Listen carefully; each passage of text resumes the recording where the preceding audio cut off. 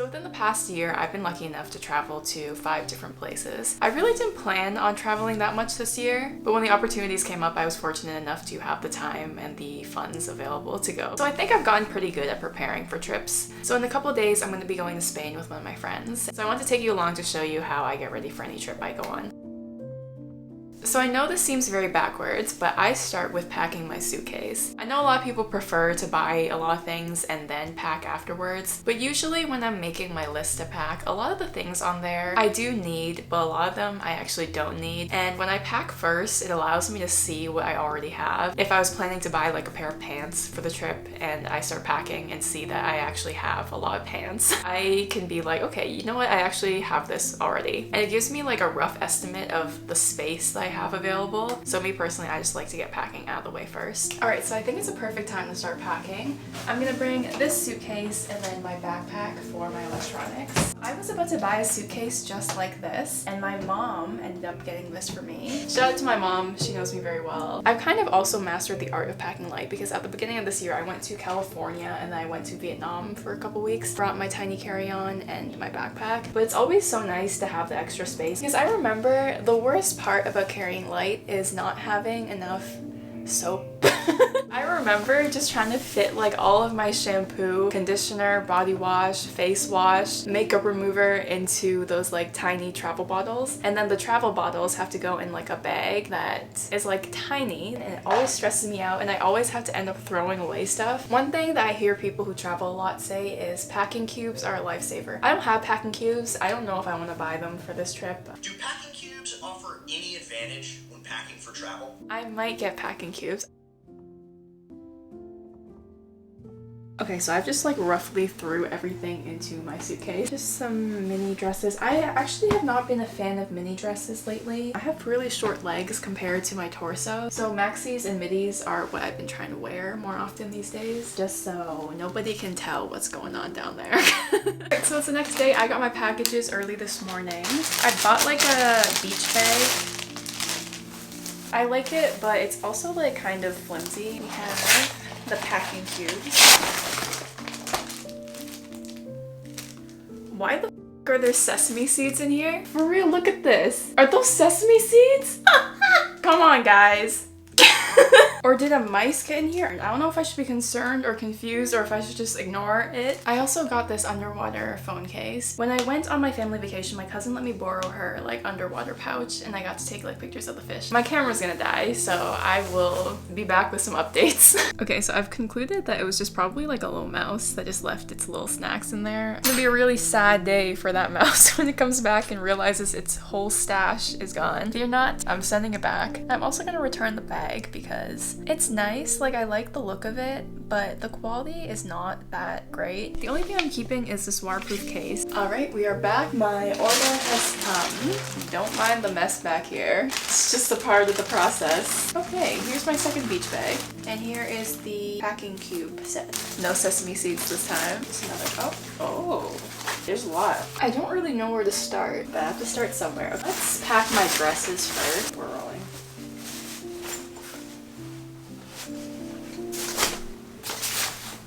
Look at this bag. It's cute. Was it my first choice? No, it wasn't, but I think it's decent. At first, I really didn't like the stripes on the inside, but now it's kind of growing on me. It's very nautical. I don't know how I feel about this little tassel thing though. I really like the other one, like the look of the stitching. The quality just was so terrible. A much more successful order.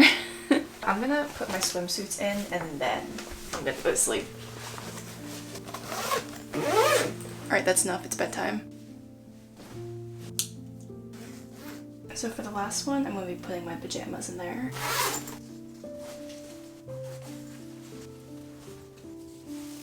Alright, so I'm pretty much all packed up. I put my toiletries, hair dryers, curlers, and shoes in here. I'm gonna put my undergarments in last because I'm still gonna be using them up until I actually go. Same with some other toiletries I have. I'm gonna add those last. But other than that, I think I'm pretty well packed.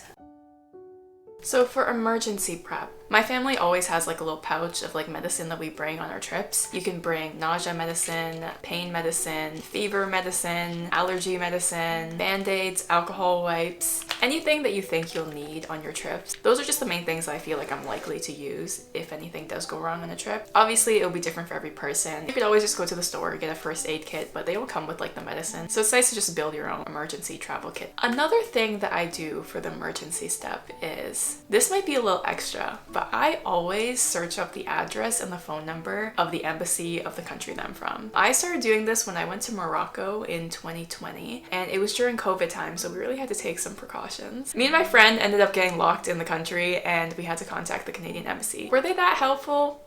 To us, not really. But that is only because me and my friend managed to get a flight out of there. They did end up emailing us every time there was an emergency flight available. It definitely did help someone out. Hopefully you don't get caught up in a situation that requires you to need the embassy. But with anything in terms of preparation, it's always better to have it and not need it than to need it and then not have it. Also, any numbers of emergency services that you might need abroad, like police, ambulance, etc. You might be thinking that I'm crazy, but I think it's just a good precaution. Another thing that's also a good idea is if you're going to a country that is very different from where you are currently living, figure out things that you can and can't bring into the country, because be careful, make sure you know the laws of the countries that you're traveling to. Trust me, you do not want to get stuck at the airport once you land.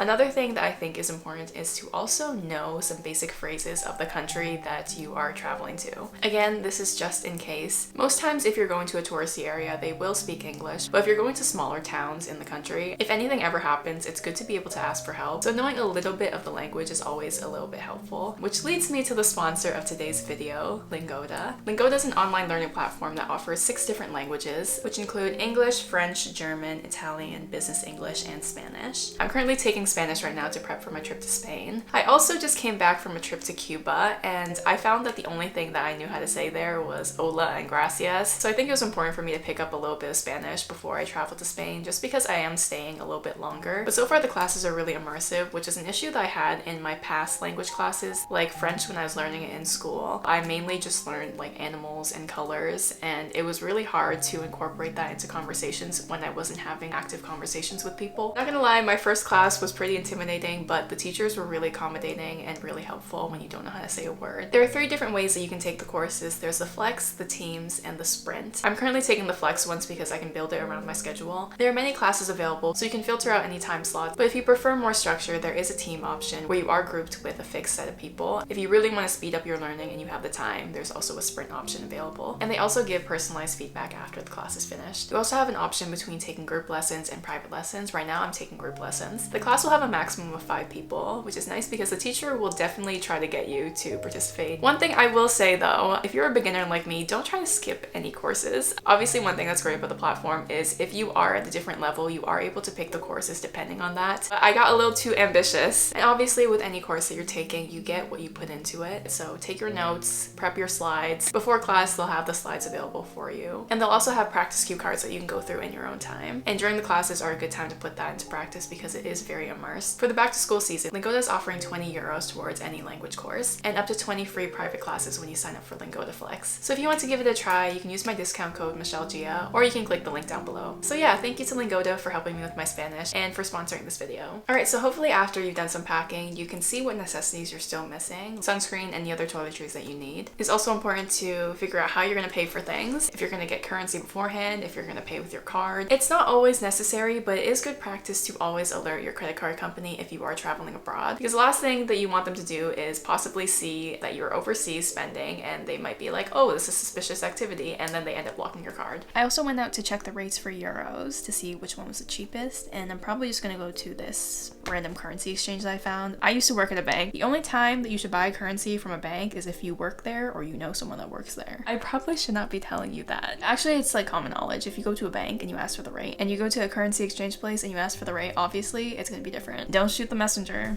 I also just purchased this new lens I'm using for a decent price off of eBay because I wanted a vlogging lens, and when I bought this camera, and when I bought the lenses for it, I didn't really know what I know now. People ask me often what camera I use, and I really hate telling people, not for gatekeeping purposes, but because I don't want to recommend this camera to someone who's making videos because it has no stabilization in it. It is the most frustrating thing to find lenses that work for this and not make my footage look like this. I bought this lens that didn't have stabilization. It's also freaking massive. When I am out and I'm trying to vlog with this thing, it hurts my arms. And the only time that I think I will ever use this now is if I'm sitting completely still and I'm just like talking. Because other than that, this is the most impractical video lens ever. So I bought the kit lens that should have come with this camera. The trade-off with this lens is that it doesn't do well in low light, but this one has stabilization in it. It's not the best, but it's definitely better than not having any at all. And next is the clothing preparation, so anything that I think I'm missing in terms of clothing, and I'll also tailor any clothing that I think needs to be adjusted. Alright, another day, another few dollars being spent. I'm just currently picking up my friend now, and we're going to go to the flea market to see if I can pick something up. I want to get like some shawls, just in case I go to a place of worship and I'm wearing like a short sleeve shirt.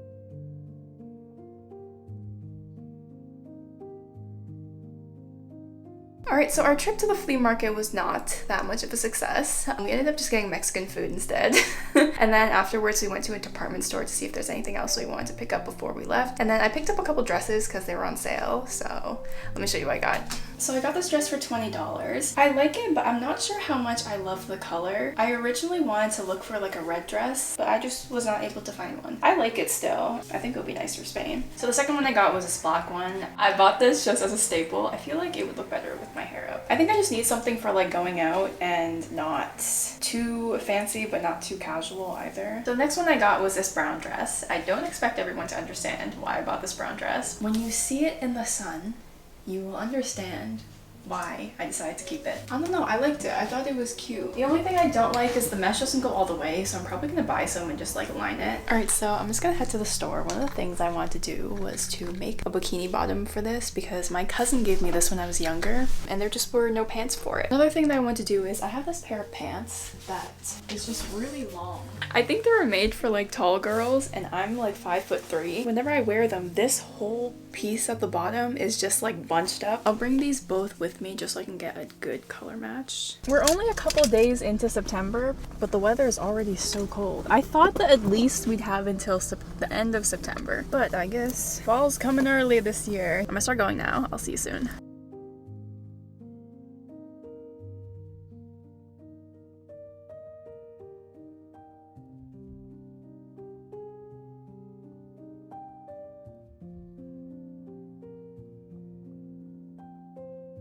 This one is so cute. It literally took everything out of me not to buy some random stuff that I did not need. I actually think I got the perfect match. Like the string feels exactly the same. And then I also got this black zipper because one of my favorite dress pants, the zipper broke. I don't know if I sat down too hard on it or something, but... And for my pants, I got this thread. When I used to go to sewing classes, my sewing teacher was like, I know it's a little bit more expensive, but you should always get Gutermann thread. This is not Gutermann thread. It's really not that serious. I can guarantee you they didn't use Gutermann thread on these pants, so I have these two crochet hooks I have from when I was younger. I have always had phases of doing things. Like I had a knitting phase and then I started crocheting when I was younger and I never had a finished product. I think I am a craftsy person. I just get bored really easily, so like I start something and I'm like, oh my gosh, this is so fun, and then after a while I drop it, which I don't like. It's something I'm trying to actively fix. So yeah, I'm gonna practice a couple stitches before I start doing anything. To say that I'm struggling is an understatement. It keeps on slipping off the hook. Okay, I'm not gonna give up. Now I'm making a cat coaster for my friend. I think I'm getting it. I literally have gotten this far. I don't know if I've gotten it yet. I'll let you know. So this is what I got so far. Only took me an hour, but I'm pretty sure I can finish this by tomorrow.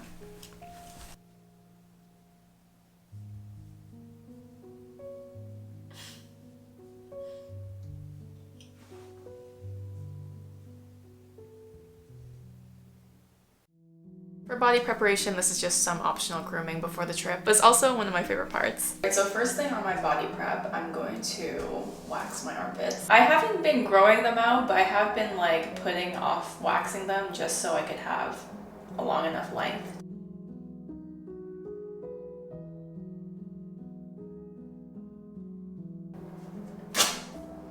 Oh my god, I missed a spot.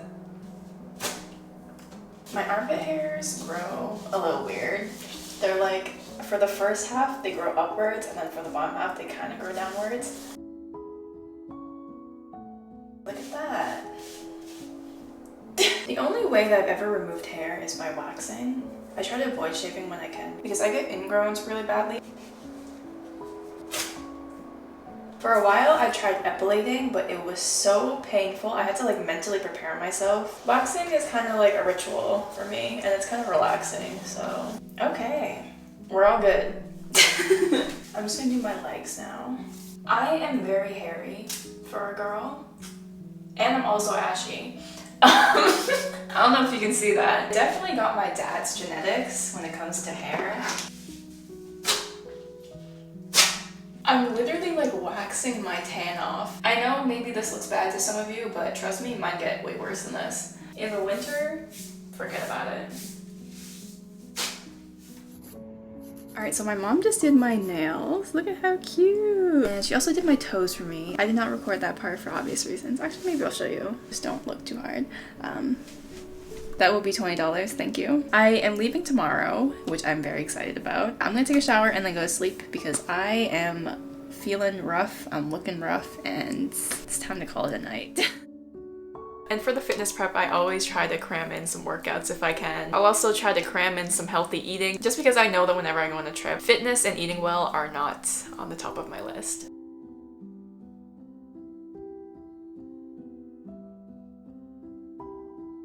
Do you guys think I can build abs in 4 days? I also like to prep my room before I go, my workroom, my room, my bathroom, just because after a long trip and you're sad to go home, the last thing you want to come home to is a dirty room. You know what's so crazy? I was not in my room for one day and I came back and this was like solved in a cool way. I don't know who did it. So it takes some time to clean up, wash my bed sheets, etc.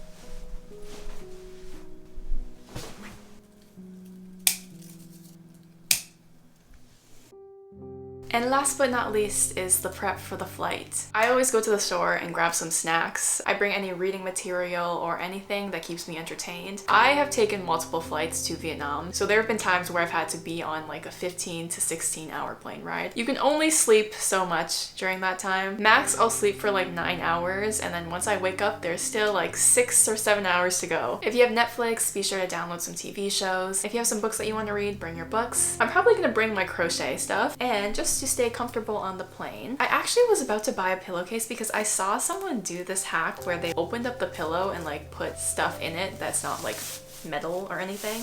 And what's so funny is this pillow came with the office chair that I got, and I was like, when am I ever gonna use this pillow? And the other day I was like, oh, I need to go buy a pillowcase. And then I was like, oh my gosh, I have this. So I'm gonna take my blanket and stuff it in here.